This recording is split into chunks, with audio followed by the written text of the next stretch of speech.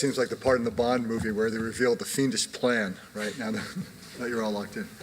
Anyway, welcome back to the second day of the Munk Centennial Symposium on acoustics, national security, and Walter, strangely enough. And today we're going to focus in the morning on passive acoustics, or as I like to call them, passive-aggressive acoustics. And our first speaker is Christopher Clark from Cornell University. And welcome. Thanks for coming. Thank you. Thank you for inviting me. This is quite amazing. Dear Walter, I have something to read to you, but it's to the audience. I wrote it this morning while looking out onto the foggy Pacific Ocean, so characteristic of this place. Excuse me, I haven't memorized this, so I do need to look at my notes.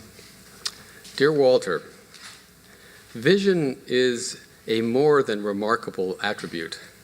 The ability to transcend the proximate boundaries in which we, alone and sometimes together, so easily and by default constrain ourselves, perhaps out of fear of uncertainty, ego, lack of confidence, and any number of ghosts from past experiences. Walter, you have always had vision. In fact, as a biologist, I would say that you are by definition homozygous for vision. Those of us gathered here today have been embraced and blessed by the radiance of your intellectual generosity and your seemingly unbounded capacity to move so elegantly and effortlessly between a mathematical expression and the actual reality of the oceanographic phenomenon to which it applies. If only the world, especially the living world of the ocean, were so easily captivated by your intellect, charming demeanor, and unfathomable curiosity.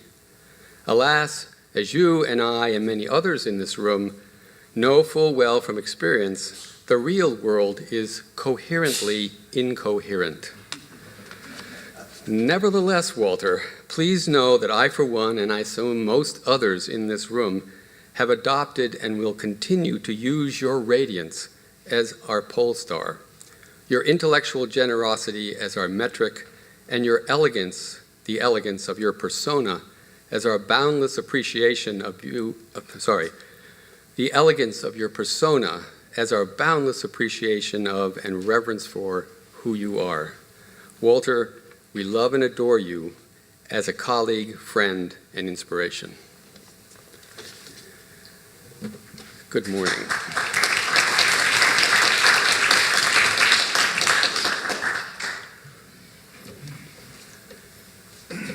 I'm not going to read you what I put up on the screen because I assume all of you can read. But the bottom quote is particularly salient these days.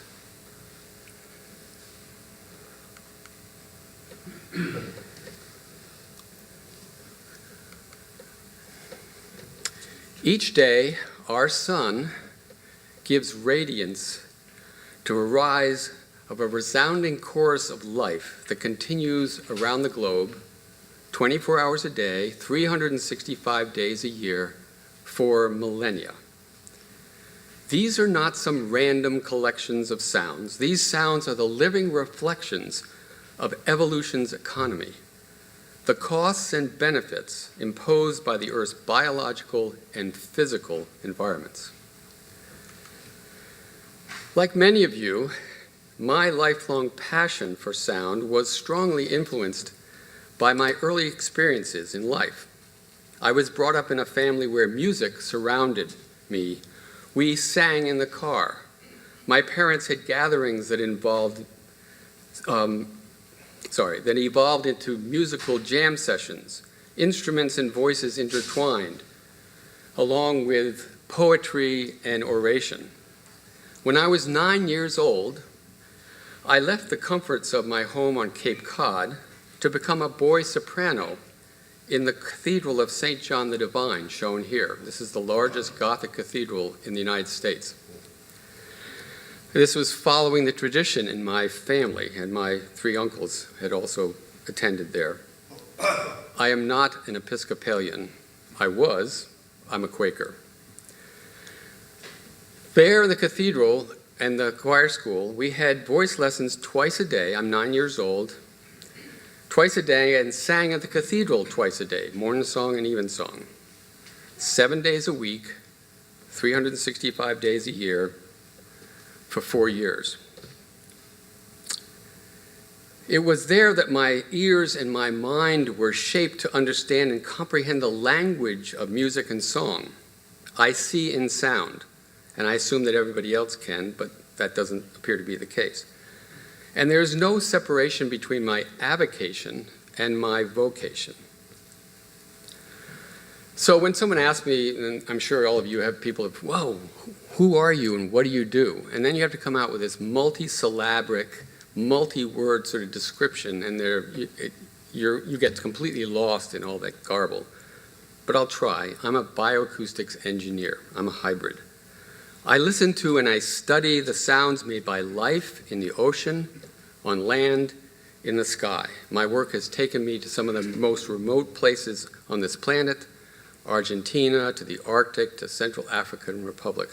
I am taxonomically agnostic. If it makes a sound and it's this big, I'm interested. If it makes a sound and it's longer than this room, I'm also interested.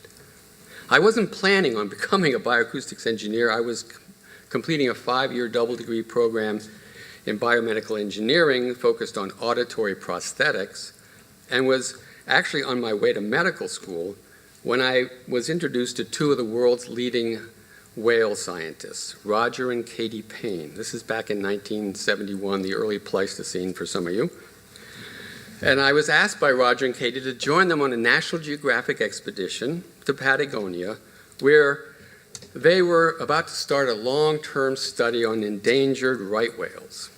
Now, I figured this was a once-in-a-lifetime. It was only 3 months, and I accepted, knowing that it was only going to be 3 months and that I'd come back to the States and go on to medical school. We lived in tents along this beach, ate around a campfire beneath the Southern Cross each night, and awakened at dawn to the sounds of whales, sea elephants, and penguins. It was in this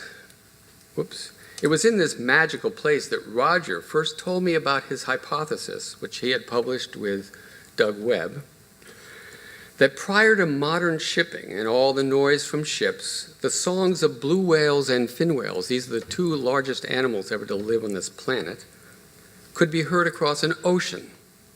I was skeptical that whale songs could travel thousands of miles in the ocean, and certainly that the noise from ships could drown out such loud songs. Nevertheless, I was sufficiently captivated that when I went back to the United States, I didn't go back to medical school. Instead, I dove into the ocean, excited by the possibilities of listening to and discovering the sounds of life. I went back into EE. After Argentina, I went to the Arctic to study bowhead whales. This is a close relative of right whales. These are the right whales that went up north and lost all their makeup and their fancy hair, right?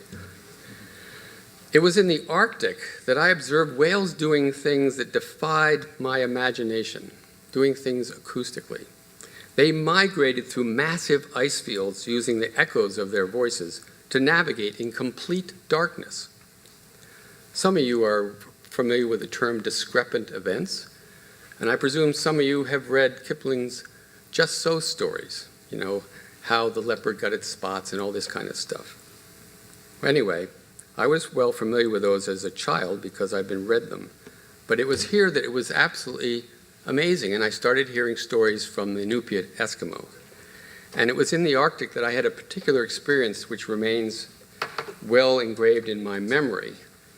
Because one of the things I wanted to do was, some of you know a woman named Darlene Ketton, and Darlene had asked me if I would possibly bring back the inner ears and the temporal bone that was attached from a bowhead whale after it had been taken by the bowheads and brought up on the ice.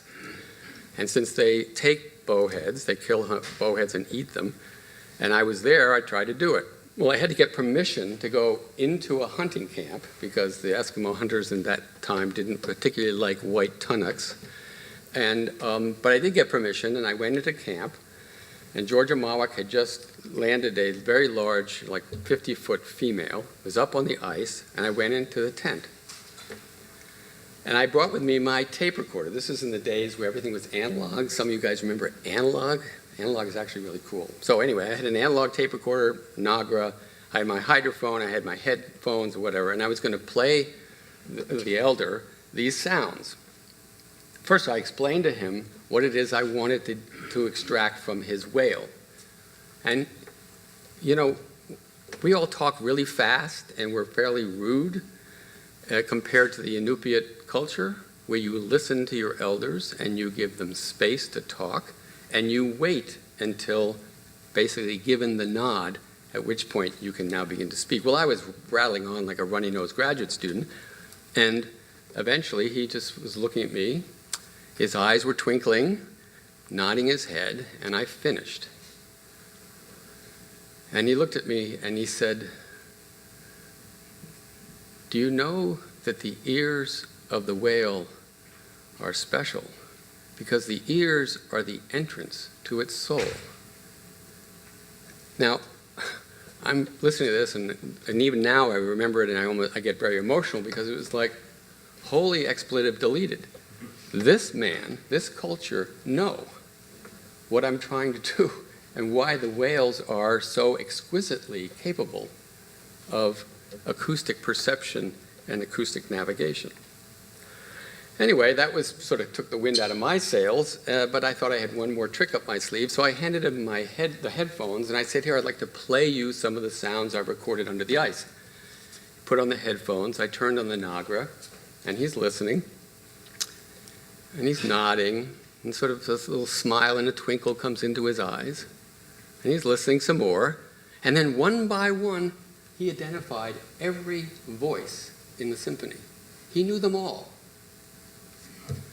So I thought, wow, let's see. Well, I guess it's, and then he stood up, and that was the indication it was time for me to leave his tent. So I went outside, and I went over, walking towards my snow machine, and he went over to his Umiak, this is a sealskin boat, and he took a paddle out of the Umiak, and I turned and I saw him, and he sort of beckoned me to come over toward him, and he took the paddle and he walked over to the edge of the ice, and he put the broad end of the paddle into the water. He took the butt end and put it up against his jaw, and he did this. He lifted the paddle out of the water, he looked at me, and he handed me the paddle. So I took the paddle, I went over and I imitated him, put it in the water, I took the butt end, and I put it up against my jaw, and voila, I was listening to the ocean. And I thought, wait a minute, no cable, no battery, no cable recorder, a paddle. I thought, wow, that was a lesson. So listen to your elders, Walter.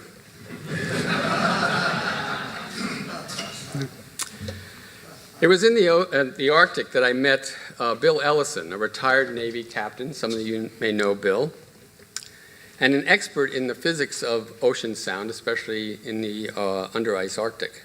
It was Bill who explained to me how it was that bowheads could use echoes of their calls off ice, and blue whales could use the reflections of their song notes off underwater mountains to navigate through the ocean. And it was Bill who, in 1991, recommended to the Navy, when they were beginning their dual uses program, that they select me to use their sound surveillance system, most of you know the term SOSUS, for whale research. As most of you know, SOSUS is part of the Integrated Undersea Surveillance System designed to detect, identify, and track enemy submarines. SOSUS consists of arrays of hydrophones, and I affectionately refer to these as strings of pearls. An array is essentially an acoustic antenna that provides significant gain and accompanying resolution. The chance to use SOSUS to study whales was the opportunity of a lifetime. Some of you may know C.S. Lewis's trilogy and how it begins with someone driving down an old road in England and coming across a barn, and then you go into this barn and suddenly, like when there's a time machine. This is what it was like for me. Suddenly you're walking into this facility and now it was a little different then than it is now, and I won't go into great detail, but it was like, oh my God, this is amazing. This is like going into a totally different world. Now, the Navy analysts had things a little screwed up. They were referring to blue whales as snapping shrimp, and they were referring to fin whale sounds as profilers, seismic survey vessels. Nonetheless, it was a phenomenal opportunity. Now, the first time I tried to listen to a blue whale, all I heard was a giant hum. I thought my equipment was broken, there was a ground loop, something was wrong. But I checked everything, and I knew there were blue whales out there because I could see their voices on the Navy displays. But I knew how to fix it. What I had to do was I had to speed up the recording. Now that way I could hear the whales singing. This is a voice print of a blue whale song from the North Atlantic. Now, all of you know about spectrograms, I presume, but just in case, it's like a musical score. Time runs along the bottom from left to right. So this is 18 minutes, and each of these is a note. The notes last about 20 seconds. They're repeated in the North Atlantic about every 70 seconds. And this is pitch, or frequency, okay? And 10 hertz up to about 20 hertz. And for those of you who have studied, say, echolocation, this is an amazing sound because it's a CW followed by an FM. It's got maybe a 6 to 8 hertz bandwidth. It's very regular, et cetera, et cetera. So for you to hear this song, I'm going to play it at 30 times, faster than the original recording. And as you listen, consider this.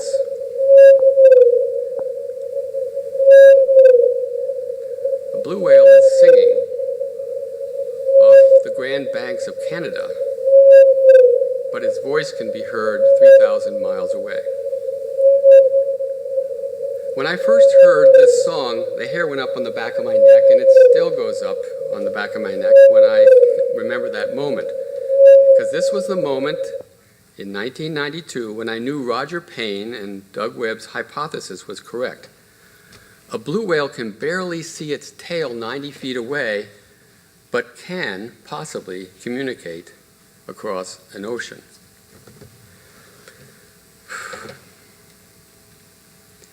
At the same time that I was going through this experience, I was fully introduced into the magical world where the spatial, temporal, and spectral scales of ocean acoustics forced me to reconsider that my universe of knowledge and understanding were completely incorrect.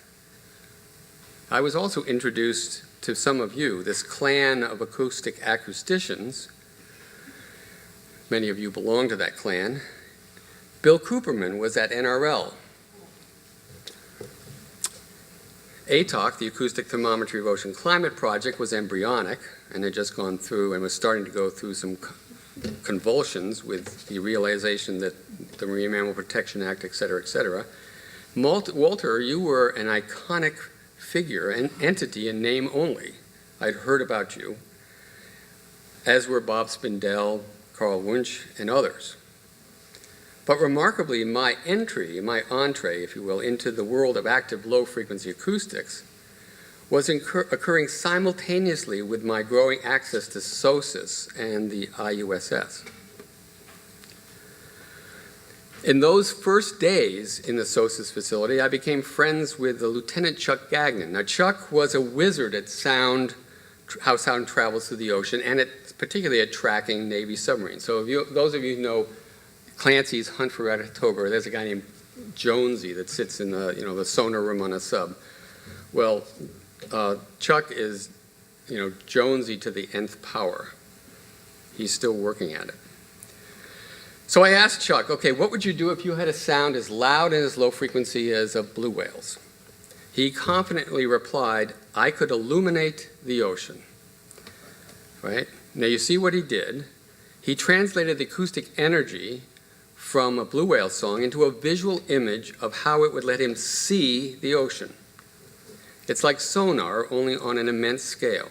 Now, when I first met Bill Cooperman at NRL in 1992, he and I semi-seriously joked that one could use blue whale sounds as an LFA sound source, and he referred to this as BTOC, not ATOC.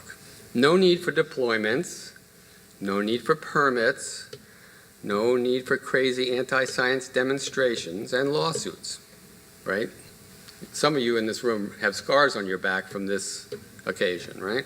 I don't want to bring back too many bad memories. Anyway, this is what Chuck showed me. This is a model of sound propagation simulating, in this case, a blue whale, that's the tail, is off of the Virgin Islands at a particular depth, and we're looking at the sound propagation model of 1,000 feet, 2,000 feet. Now, this is 25 years ago. And of course, the blue and light blue bands of color represent the loudness, if you will, or the intensity of sound at those depths at that range. Notice how the dark circular bands outline the continental shelf of the United States. Notice the island of Bermuda casts a shadow in which no song appears behind the island. And notice how it outlines the ragged ridges of the mid-Atlantic ridge. Now, I was completely blown away by this because it was like, wow, this is amazing, right? But I challenged Chuck again. I said, well, okay, so if it's this obvious that these sounds propagate this way, at that point in my life, I didn't know what convergence zones were. I'd only heard about them, but I didn't really know them. So I asked Chuck, could you track one of these animals that is so loud? He said, piece of cake. And a few months later, he showed me this track. It's the track of Old Blue. It's a blue whale singing as it travels from the New England seamounts down past Bermuda, down to the lower part of the western North Atlantic, and up here it spent 10 days. We don't know what was going on here oceanographically. Some people say, well, maybe it's a cold water ring or something, and then it disappeared back up into the Gulf Stream. So Chuck tracked Old Blue for 43 days, and the whale sang and swam 1,700 nautical miles. That's the distance from here, where we are, to around Columbus, Ohio.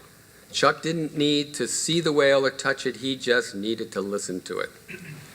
At the same time that I was using IUSS assets to comprehend the spatial and temporal spectral scales over which one could observe acoustically active low-frequency marine mammals, I was introduced to your community of physical ocean acousticians. This was more than a revelation. It was awesome, inspirational, and at times intimidating. It was also somehow oddly offensive to me. Why? Because this world of physical ocean acoustics seemed endowed with an aura of disregard for the living ocean. I hope I'm not offending anybody, but that is my memory. Take, for example, the lack of respect for the coral reefs off Kauai, or the unknown thing called the Marine Mammal Protection Act. But these perceptions that I had were in complete conflict with my direct experiences with most of the actual ATOC scientists, many of you who are in this room, especially you, Walter, because I got to know you. I don't know if you remember this event, but we are now entering, if I'm going back into the ATOC era, we are now going almost into Mirkwood, if you know the Tolkien trilogy, right? We are going into the unknown, where things are not logical. So here you see Walter sitting in the front. This is a kahuna, and he came to our house on the north shore of Kauai. This is one of the Doobie Brothers' houses, so that was cool, right? And we were receiving a blessing for the ATOC project. It didn't have anything to do with science. We were getting a blessing from a local chieftain, right? So I'm not sure it made any difference, Walter, that we had a kahuna come and bless our activities. But by this point, Walter, Peter, Worcester, Andrew, Forbes, and I and some others had endured many bizarre, humiliating public meetings. And Walter, I don't know if you can remember this, sitting with each other on the plane coming to and from Hawaii, where we were just completely baffled by the inane, illogical, superstitious, whatever it was, experiences we just had. We were unwelcome and untreated as almost heretical. I can remember, I don't know if Peter, you were there, and Walter, you were there. I don't know who else in this room was there. When we had a public meeting at a high school in Kauai, and a woman got up, and she was dressed in purple. She had purple eyeliner, purple lipstick, purple earrings. Everything was purple. Hair, and she claimed she was a representative from Venus who had come to evaluate whether or not humanity was advanced enough to be colonized. I mean, this is the kind of insanity. So you can imagine that when one of us or one of you stands up and tries to present a propagation field, they're going, well, remember, we were accused of some sort of collusion with the Chinese, or we were going to do something with China. That was the whole Navy undercurrent, right? It was out of proportion. We lived through it, though, right? But Walter, you remained remarkably calm. I don't know how you did it. Peter, you're also very calm demeanor as well, but most of us were seething, right? And some of us were told, don't go out there because you'll commit an act of vengeance that you will regret. But allow me to return to the parallel universe of the IUSS that I was experiencing at the same time. Bruce Howe, thank you for this image. This is a one-year voice print of sound from the Pacific Ocean, an acoustic scene where 20 hertz, that's the lowest pitch that humans presumably can hear. There's 440 for those of you who are musicians, that's orchestral A. This is 1 year in the life of a sensor, a pressure sensor in the bottom of the Pacific Ocean. These striations dripping from the top represent, as I understand it, the energy from ocean storms, and this aurora borealis glow represents the aggregate energy from whales, blue whales and fin whales, that you can ascertain. This is the scale, this is the visual scale of a year in the life of the ocean. One cannot observe the ocean at such broad scales of time and space and frequency, low frequency in particular, without seeing and hearing and being brutally aware of all the racket from human activity. This is not intentional. This is a byproduct of shipping. Huge areas of the ocean today are acoustically urbanized and industrialized. Over 90% or 95%, of global commerce travels on ships. Almost all our systems for exploring the ocean, for communication, navigation, defense, finding food, depend on relatively intense forms of sounds. Our exploration for fossil fuels beneath the seafloor use explosions from arrays of air guns every 9 to 12 seconds for many weeks and many months at a time. The noise from these activities obliterate huge areas of the ocean so that it becomes almost untenable to work in. Listen to these explosions from an array of 40 air guns.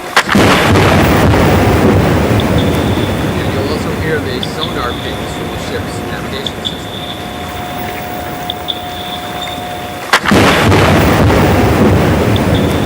That is not an M sequence, right? Almost all marine animals studied to date, whales, seals, fish, invertebrates, shrimp, use sound for all the basic essential activities of life: communication, navigation, defense, finding food, maintaining social networks. We do not yet know the real consequences, the ecological costs of all our acoustic invasions. We do know that some animals die and some flee. Some seem to appear to be relatively tolerant of all our chronic acoustic pollution. Here's my simplistic way of visualizing the impact of chronic noises on blue whales. The large green area on the left shows the space over which blue whales could have communicated under quiet, pre-shipping noise conditions. And the smaller green area on the right indicates the space over which whales can communicate under some present noise conditions, right? This is the loss of acoustic space. But so what? Why should we care if all our noises are making it difficult for life in the ocean to hear and be heard? I have a hypothesis. While looking into the ocean with an acoustic telescope, Chuck Gagnon detected an interesting phenomenon. It was a bloom of acoustic energy that occurred up as a faint glow in voice prints. The phenomenon occurred regularly starting around sunset and lasted for many hours into the night. When we listened to it, there was nothing there, but we could see it in the voice prints. It turns out we were detecting the sounds of thousands and thousands of sea urchins scraping algae off rocks and coral. Isn't that amazing? It's like raindrops, only it's life eating. This piqued our interest, so Chuck kept searching for blooms of acoustic energy that he could not recognize, and he found another one. And it wasn't sea urchins, because this time he aimed the telescope into the deep ocean, where there were no islands, no reefs, no sea urchins. This acoustic glow occurred after sunset and lasted for hours before falling away into nothing. When we listened, there was nothing there, just the sort of grainy hiss of the system. I think I know what it is. I think we are seeing the acoustic glow from a phenomenon that happens when billions and billions, if not trillions of organisms in the ocean move upwards toward the surface at night and disappear into deeper water during the day. Every day, 365 days a year, for millions and millions of years. This phenomenon was detected by the US Navy using high-intensity sonar during World War II. You all know, I presume you know what I'm talking about. It's called the deep scattering layer. I think we can observe this on voice prints when the ocean is quiet. These organisms depend on tiny exotic forms of life, such as these diatoms that live in the upper layers of the ocean and convert carbon dioxide into oxygen. Many of you may already know this, but the oxygen in every other breath you take comes from the respiration of all these microscopic organisms. We are witnessing the voice of the living ocean breathing. This is beyond, to me, this is beyond amazing. This is literally our breath of life.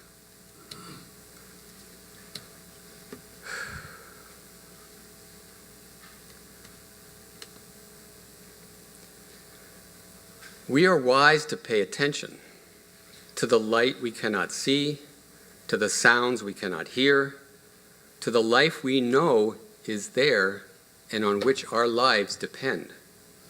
All our lives depend. A healthy ocean is our future. Thanks very much.